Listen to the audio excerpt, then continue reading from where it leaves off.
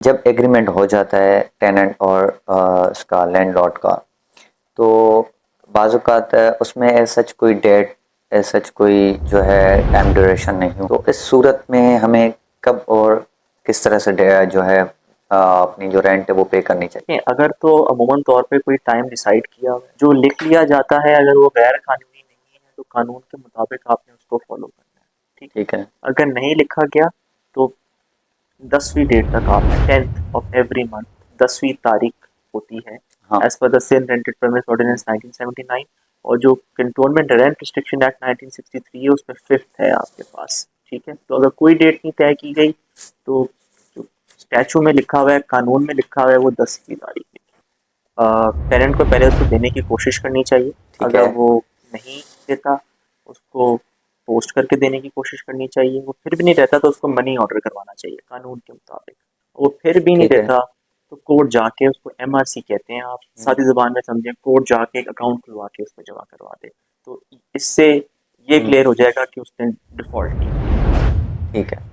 और इस सूरत में 1 मंथ, 2 मंथ जो है टेनेंट ने एग्रीमेंट देने की कोशिश की और उसने ना लिया, और उसको बाद में पता चला कि सरकारी एक अकाउंट खुलता है जो कि किसी कोर्ट में, जो उसके रिलेटेड कोर्ट होती है, उसमें खोल के उसको जमा कराना होता है अंडर द कंट्रोलर, और उस दरमियान ही लैंडलॉर्ड जाके उसका केस उसके अगेंस्ट कर देता है। तो इस सूरत में कंट्रोलर और जो है टेनेंट, इन दोनों के क्या उसके असरात होंगे? कंट्रोलर का क्या एक्शन और अमल होगा, और टेनेंट का क्या होगा?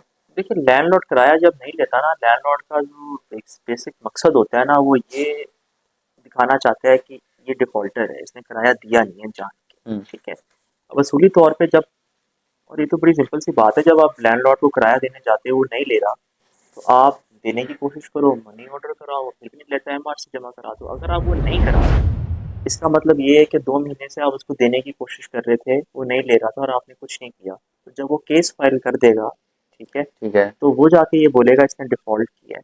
अब आप ये जाहिर करने के लिए, प्रूफ करने के लिए कि आपने डिफॉल्ट नहीं किया, बताओगे कि मैं देने जा रहा था, मगर वो काफ़ी नहीं है, वो नाकाफ़ी है। कानून के मुताबिक अगर उसने लेने से मना किया तो आपने कोर्ट में जमा कराना है, वही 10वीं तारीख से पहले। ठीक है। करा दिया है तो ठीक है, नहीं कराया तो इसके ऊपर सुप्रीम कोर्ट की, हाई कोर्ट की बेतहाशा जजमेंट है कि एक दिन भी लेट दो ना तो वो भी डिफॉल्ट है।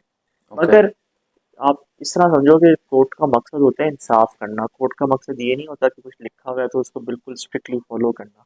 तो अगर कोई जेन्युइन रीजन है, जैसे कि कोई बड़ी उम्र का आदमी है, उसको पता नहीं था, हुँ। कोर्ट उसको अकाउंट में ले लेते हैं आपके सिचुएशन पास, बेस्ड भी हो जाती है ये चीज़ें। मगर एक दिन लेट भी डिफॉल्ट है, और अगर जमा नहीं कराया तो वो अ, एक सिटी कोर्ट में एज़ एन प्रैक्टिशनर एडवोकेट, मैंने एक चीज़ नोट की थी वहाँ पे, सिविल मैटर ही था लैंडलॉर्ड और टेनेंट का। उसमें आजकल यूजुअली हम सब मोबाइल यूज़ करते हैं, और एप्लीकेशन भी न्यू न्यू आ गई है, इजी पैसा और जेस्केच लाइक। उसने उनको जो है ट्रांसफ़र कर दिए थ्रू इजी पैसा। क्या ये एविडेंस काबिल कबूल है कोर्ट में? ये एविडेंस भी काबिल कबूल है क्योंकि आपने किराया तो दे दिया। मगर देखें, असल में ना, इसके ना कानून के अंदर बड़ा सिंपल लिखा हुआ है, तरीका है आपके पास। सबसे पहले आपने उसको देने की कोशिश करनी है। अगर वो नहीं लेता ना तो मनी ऑर्डर करना है, और नहीं लेता तो आपने कोर्ट जाके एमआरसी में जमा करा देना। अब ये जितने भी इजी पैसा, बैंक ट्रांसफर वगैरह आ गए, ये नई चीज़ें आ गई हैं। हाँ। हमारा जो कानून है वो 1979 का है। अनफॉर्चुनेटली किसी ने सोचा ही नहीं कि उसको आजकल के ज़माने के मुताबिक बदला जाए। बदला आ जाएगा। मगर अगर आप मुझे ये कह रहे हो कि क्या ये सब्सटेंसिव एविडेंस है कि मैंने किराया दे दिया है, बिल्कुल है। क्योंकि आप समझो ना, आपने उसको देना है। अब अगर आपने उसके अकाउंट में दे दिया और उसने आपको वो वापस नहीं किया तो हुँ। उसने ले लिया।